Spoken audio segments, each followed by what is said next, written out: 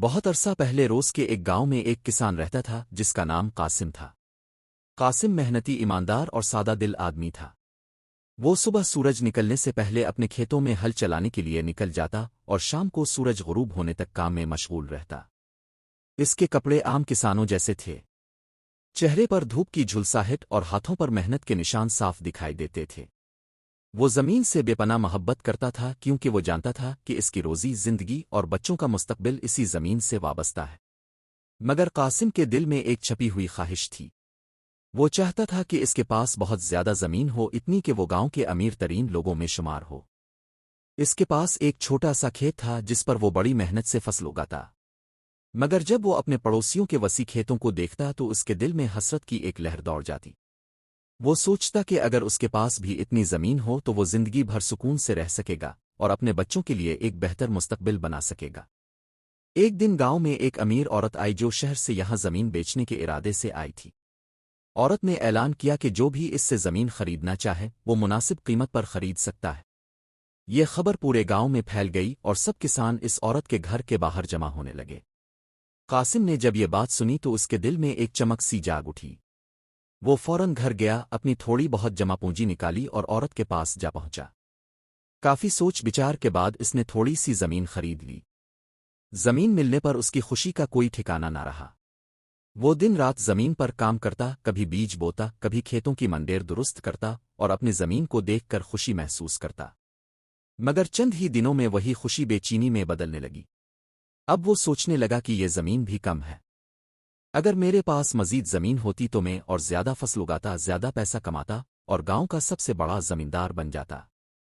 اس کے دل میں لالچ آہستہ آہستہ جڑ پکڑنے لگا اور وہ اب ایک ایسی زمین کی تلاش میں رہنے لگا جو اسے سکون اور اطمینان دے سکے۔ مگر اسے یہ علم نہیں تھا کہ انسان کا لالچ کبھی ختم نہیں ہوتا، چاہے اسے ساری دنیا ہی کیوں نہ مل جائے۔ قاسم کے دل میں زمین کی خواہش دن با دن بڑھتی جا رہی تھی۔ وہ دن رات یہی سوچتا رہتا کہ کسی طرح اور زیادہ زمین حاصل کر لے۔ اب اس کی زندگی کا مقصد صرف ایک ہی رہ گیا تھا، زمین۔ وہ اپنے کھیتوں میں کام کرتا مگر اس کے دل و دماغ میں ہر وقت ایک ہی خیال گردش کرتا رہتا کہ اگر میرے پاس مزید زمین ہوتی تو میں کتنا خوشحال ہو جاتا۔ لالچ نے اس کی نیندیں چھین لے۔ وہ اب کسی سے بات کرتے ہوئے بھی زمین کی بات ہی کرتا۔ گاؤں کے لوگ اس کے جنون سے تنگ آنے لگے تھے۔ وہ اکثر اسے سمجھاتے، قاسم، جتنی زمین تیرے پاس ہے اسی میں سکون سے رہ۔ مگر قاسم کے کانوں پر جوں تک نہ رینگی۔ ایک دن گاؤں میں خبر پھیلی کہ دور پہاڑوں کے پار ایک قبیلہ رہتا ہے جو بہت زرخیز زمین کم قیمت میں بیچتا ہے۔ یہ سنتے ہی قاسم کے دل میں امید کی ایک نئی کرن جاگ اٹھی۔ وہ فوراً تیار ہو گیا کہ وہاں جا کر زمین خریدے۔ اس نے اپنی بیوی بچوں سے کہا، میں چند دنوں کے لیے جا رہا ہوں، لوٹ کر آؤں گا تو تمہیں اتنی زمین دوں گا کہ ہماری نسلیں خوشحال ہو جائیں گی۔ قاسم اگلی صبح اپنا سامان باندھ کر سفر پر روانہ ہوا۔ کئی دنوں کی مسافت کے بعد وہ اس قبیلے تک جا پہنچا۔ وہ لوگ نہایت سادہ اور سیدھے تھے۔ ان کے سردار نے قاسم سے خوشدلی سے ملاقات کی۔ جب قاسم نے زمین خریدنے کی خواہش ظاہر کی تو سردار مسکرا کر بولا، ہم زمین بیچتے نہیں، لیکن جو چاہے وہ ہماری زمین اپنی مرضی سے اپنے لیے لے سکتا ہے، بس ایک شرط ہے۔ قاسم چونک گیا اور بولا، کیسی شرط؟ سردار نے کہا، صبح سورج نکلنے سے پہلے تاو یہاں سے چلنا شروع کرے۔ جتنی دور تک دن کے ڈھلنے سے پہلے تاو پیدل چل کر واپس آ جائے گا اتنی زمین تیری ہوگی۔ لیکن یاد رکھنا، سورج غروب ہونے سے پہلے اگر تاو واپس نہ پہنچا تو زمین بھی نہیں ملے گی۔ قاسم کے دل میں لالچ اور خوشی کی لہریں دوڑ گئیں۔ اسے لگا کہ قسمت اس پر مہربان ہو گئی ہے۔ وہ رات بھر جاگتا رہا، منصوبے بناتا رہا کہ کل کہاں تک پہنچے گا اور کیسے سب سے زیادہ زمین حاصل کرے گا۔ وہ دل ہی دل میں سوچتا رہا کہ اب اس کے خواب پورے ہونے والے ہیں، اب وہ امیر ہو جائے گا، اب اس کے نام کا ڈنکا پورے علاقے میں بجے گا۔ مگر قسمت کو کچھ اور ہی منظور تھا۔ صبح کا وقت آیا تو سورج کی پہلی کرنوں کے ساتھ ہی قاسم تیار ہوا۔ اس نے جلدی سے وضو کیا، تھوڑا سا کھانا کھایا اور قبیلے کے سردار کے سامنے جا پہنچا۔ سردار نے اسے یاد دلایا، یاد رکھنا، سورج غروب ہونے سے پہلے واپس آنا ضروری ہے ورنہ ساری محنت بیکار جائے گی۔ قاسم نے پراعتماد لہجے میں کہا، فکر نہ کریں سردار، میں وقت پر واپس آ جاؤں گا۔ جیسے ہی سورج افق پر چمکنے لگا سردار نے ایک جھنڈا زمین میں گاڑ دیا اور کہا، یہ نقطۂ آغاز ہے۔ قاسم نے دل ہی دل میں عہد کیا کہ وہ جتنی ممکن ہو سکے اتنی زمین اپنے نام کرے گا۔ وہ تیزی سے قدم بڑھانے لگا۔ شروع میں اس کے قدم مضبوط اور رفتار تیز تھی۔ وہ دائیں بائیں زمین کو دیکھتا، مٹی کو چھوتا، گھاس کی خوشبو سونگھتا اور سوچتا یہ ساری زمین میری ہوگی۔ وہ چلتا گیا یہاں تک کہ سورج آسمان پر بلند ہو گیا۔ دوپہر کا وقت آیا تو سورج تپنے لگا۔ پسینہ اس کے چہرے سے بہہ رہا تھا مگر وہ رکا نہیں۔ وہ خود سے کہتا بس تھوڑا سا اور آگے، بس ایک اور موڑ کے بعد رک جاؤں گا۔ مگر ہر بار جب وہ رکنے کا سوچتا اسے لگتا کہ آگے کی زمین زیادہ زرخیز اور اچھی ہے، اور وہ چلتا ہی جاتا۔ شام ہونے لگی، سورج ڈھلنے کو تھا۔ اس نے پیچھے مڑ کر دیکھا تو حیران رہ گیا۔ وہ اتنا دور نکل آیا تھا کہ واپسی کا راستہ بہت طویل لگ رہا تھا، مگر اب رکنا ناممکن تھا، کیونکہ اگر وہ وقت پر واپس نہ پہنچا تو ساری زمین اس کے ہاتھ سے نکل جاتی۔ گھبراہٹ کے عالم میں وہ تیز تیز قدم بڑھانے لگا۔ اس کے پاؤں زخمی ہو گئے، سانس پھولنے لگی، مگر وہ مسلسل بھاگتا رہا۔ سورج آہستہ آہستہ مغرب کی طرف جھک رہا تھا۔ قاسم کے دل میں خوف کی ایک لہر دوڑ گئی۔ اس نے خود کو حوصلہ دیا، بس تھوڑا اور میں پہنچ جاؤں گا۔ مگر تھکن اور پیاس نے اس کے جسم کو نڈھال کر دیا تھا۔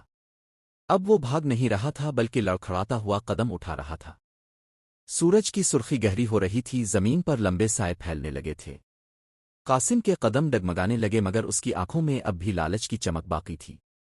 وہ سوچ رہا تھا کہ اگر آج یہ موقع کھو دیا تو زندگی بھر پچھتانا پڑے گا۔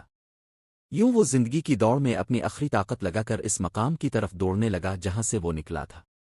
اب سورج ڈوبنے کے قریب تھا۔ آسمان سرخی میں رنگا ہوا تھا اور قاسم کے قدم بوجھل ہوتے جا رہے تھے۔ وہ پسینے میں شرابور سانس پھولتی ہوئی مٹی اور گرد میں لت پت اپنے آغاز کے مقام کی طرف بھاگ رہا تھا۔ اس کے دل کی دھڑکن بے ترتیب ہو چکی تھی، مگر دماغ میں ایک ہی خیال گردش کر رہا تھا، بس پہنچ جاؤں، بس سورج غروب ہونے سے پہلے منزل تک پہنچ جاؤں، پھر یہ ساری زمین میری ہوگی۔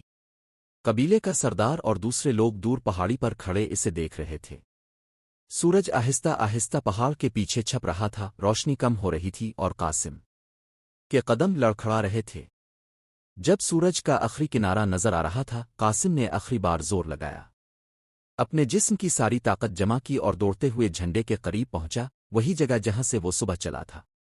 جیسے ہی وہ وہاں پہنچا، سورج کی آخری کرن غائب ہو گئی۔ قاسم نے ایک چیخ ماری، ہاتھ زمین پر مارے اور منہ کے بل گر پڑا۔ لوگ دوڑے آئے، مگر جب اسے اٹھایا تو وہ بے جان تھا۔ اس کا جسم تھکن، پیاس اور لالچ کی شدت سے نڈھال ہو چکا تھا۔